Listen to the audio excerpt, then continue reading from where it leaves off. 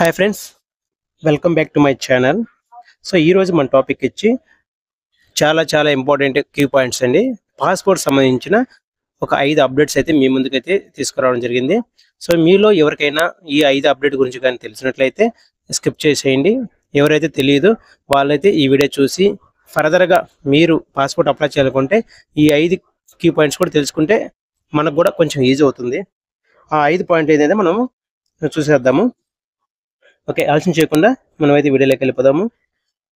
ఈ passport rules 2025, so 2025 సంబంధించిన ఒక 5 కీ అప్డేట్స్ అయితే రావడం జరిగింది. అందులో మొదటిది వచ్చి only birth certificates count for people born after October 1, 2023. People born before can use additional documents like PAN license or ID.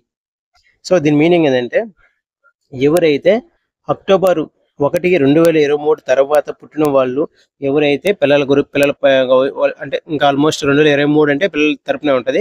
ఎవరైతే పిల్లలకి పాస్పోర్ట్ అప్లై చేయాలనుకుంటారో వాళ్ళు డేట్ ఆఫ్ బర్త్ అయితే కంపల్సరీగా చూపించాల్సి వస్తుంది. అదే ఇంతకుముందు అయితే దానికి ముందు పుట్టిన వాళ్ళైతే పాన్ కార్డ్ కానీ అదేవిధంగా లైసెన్స్ కానీ ఐడి కానీ ఇవి చూపించుకోవచ్చు అనమాట. 2023 తర్వాత వాళ్ళకైతే డేట్ ఆఫ్ బర్త్ చూపించాలి. ఇది మనకైతే లేటెస్ట్ వచ్చిన అప్డేట్. సెకండ్ అప్డేట్ వచ్చి passports will know longer display residential address. Instead immigration officials will scan A barcode to access the information. అంటే మనకి ఇంతకుముందు మన యొక్క పాస్పోర్ట్ మీద మన యొక్క అడ్రస్ అనేది క్లియర్గా మెన్షన్ చేసి ఉంటారు అనమాట.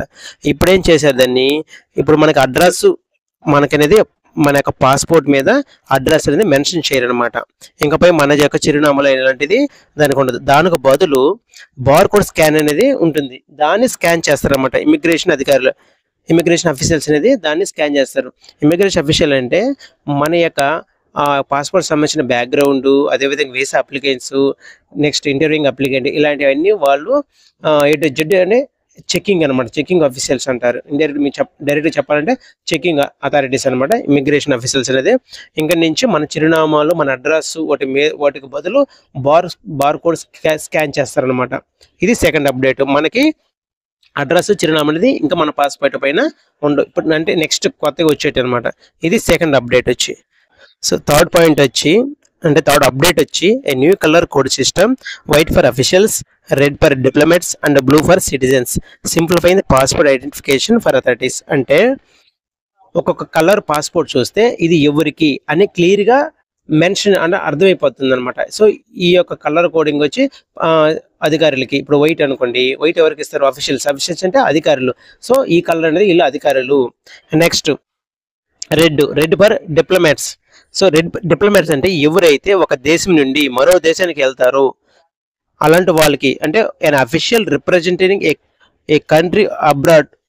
అంటే ఒక దేశం నుంచి వలస వస్తారు కదా పని చేసుకోవడానికి, ఒక దేశం నుంచి అలాంటి వాళ్ళకైతే రెడ్ అనమాట. సో రెడ్ పాస్పోర్ట్ ఉంటుంది. సో ఈ రెడ్ చూడంగానే వీళ్ళు ఇక్కడ నుంచి వేరే దేశం పర్పస్ కోసం వచ్చిన వాళ్ళు అనేది క్లియర్గా ఐడెంటిఫై చేయడానికి కోసం.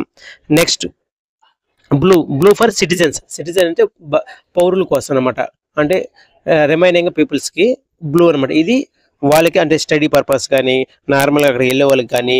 సో ఇటువంటి ఈ యొక్క కలర్ కోడింగ్ మెయిన్ ఏంటంటే ఈజీగా ఐడెంటిఫై చేయడానికి మాత్రమేను. సో థర్డ్ పాయింట్ అనేది. Next fourth one, the names of passport holders parent will know longer be printed, enhancing privacy and benefiting single parent families and those from split house holds. అంటే passport పైన ఇంక నుండి తల్లిదండ్రుల పేరు కానీ ముద్రించదనమాట. ఎందుకంటే మన యొక్క పర్సనల్ డేటా ప్రొటెక్ట్గా ఉంచడానికి దీనివల్ల ఈజీ ఏంటంటే సింగిల్ పేరెంట్కి ఇడిపిన వాళ్ళు ఉంటారు కదా, వాళ్ళకి ప్రయోజనం ఉంటుంది. ఎట్లా అంటే ఇప్పుడు మామూలుగా మన పాస్పోర్ట్ పైన మన నేము, అదేవిధంగా అడ్రస్ ప్లస్ మన యొక్క రిలేషన్స్, అంటే మనం సింగిల్ అయితే ఫాదరు మదర్ ఇట్లా, అదేవిధంగా మ్యారీడ్ అయితే వైఫ్ ఆఫ్ ఇలా ఉంటాయి అనమాట. ఇంక నుంచి అలా ఉండదు అనమాట. ఓన్లీ నేమ్స్ మాత్రమే ఉంటుంది. సో మనకు అడ్రస్ తీసేశారు, అదేవిధంగా రిలేషన్షిప్స్ తీశారు. ఇప్పుడు మీ యొక్క నేమ్ ఉంటుంది. నేమ్ ఉంటానే సింగిల్ పర్సన్స్ ఉంటారు, వాళ్ళకి నేమ్ ఉంటుంది. మ్యారీడ్ పీపుల్స్ ఉంటారు, వాళ్ళకి నేమ్ ఉంటుంది. ఒకవేళ హౌస్ వాళ్ళ నుంచి స్ప్లిట్ అయిపోయి ఉంటారు, అంటే విడిపోయి ఉంటారు, హస్బెండ్ వైఫ్ అంటే విడిపోయి ఉంటారు, వాళ్ళకి కూడా నేమే ఉంటుంది. అంటే వాళ్ళకి వీళ్ళకి తేడా లేకుండా అందరికి కామన్గా ఒక నేమ్, అంటే వాళ్ళ నేమ్ మాత్రమే పాస్పోర్ట్ పైన ఉంటుంది. సో ఇది దేనికోసం అంటే కొంతమందికి ఏంటంటే ఇడిపోయినప్పుడు ఏమో వాళ్ళ ఫాదర్ నేమ్, అంటే వాళ్ళ హస్బెండ్ నేమ్ ఇలా ఉంటుంది. కొంతమంది కొన్ని ఇబ్బంది ఉండొచ్చు, మళ్ళీ పాస్పోర్ట్ అప్లై చేయడానికి, పాస్పోర్ట్ తీసేయడానికి చాలా చాలా ఇబ్బంది పడవచ్చు అనమాట. సో ఇలాంటి కరెక్షన్ ఏమి లేకుండా కామన్గా మన యొక్క పాస్పోర్ట్ ఎవరి పేరు ఏదవుతుందో వాళ్ళ నేమ్ వచ్చేటట్టు చూస్తారనమాట. సో మిగతా డీటెయిల్స్ అన్ని బార్కోడ్ స్కాన్ చేయడం వల్ల వాళ్ళ డీటెయిల్స్ అన్ని ఆటోమేటిక్గా డిస్ప్లే అవుతాయి అనమాట. సో మన పాస్పోర్ట్ పైన మాత్రం ఇలాగే జస్ట్ నేమ్ మాత్రమే ఉంటుంది. ప్లస్ దీనివల్ల యూజ్ ఏంటంటారా, సో సింగిల్ పర్సన్స్కి, అదేవిధంగా ఎవరైతే విడిపోయి ఉంటారో వాళ్ళకి, నెక్స్ట్ మీ యొక్క డేటా, సో వీళ్ళు ఎవరు ఏంటి అని తెలియకుండా ఒక ప్రొటెక్ట్గా ప్రైవసీగా ఉంటుంది అనమాట. సో దాని పర్పస్ మీద ఈ 4th point. Next last update, the number of passport Seva Kendra will rise from 440 to 600 over the next 5 years, enhancing security, efficiency and convenience for applicants. అంటే మనకి ప్రజెంట్ 442 పాస్పోర్ట్ సెంటర్స్ అయితే ఉన్నాయి. రాబోయే 5 సంవత్సరాల్లో 600కి పెరుగుతుందని చెప్తున్నారు. దీనివల్ల దరఖాస్తుదారులకి భద్రత మరియు సామర్థ్యం మరియు సౌకర్యాన్ని పెంచడానికి అవకాశం ఉంటుందన్నమాట. సో దానికోసం ఈ 5th అప్డేట్. సో ఈ 5 అప్డేట్లు మీకు ఇది ఇన్ఫర్మేటివ్గా ఉందనుకుంటే మన ఛానల్ లైక్ చేయండి. అదేవిధంగా ఇలాంటి మంచి మంచి వీడియోల కోసం మన ఛానల్ని సబ్స్క్రైబ్ చేసుకోండి. మీ ఈ 5 అప్డేట్స్ మీకు యూజ్ అవుతుంది అనుకుంటున్నాను. కొత్త ఇన్ఫర్మేషన్ నేను ఇచ్చాను అనుకుంటున్నాను. Thank you friends, thank you for watching this video.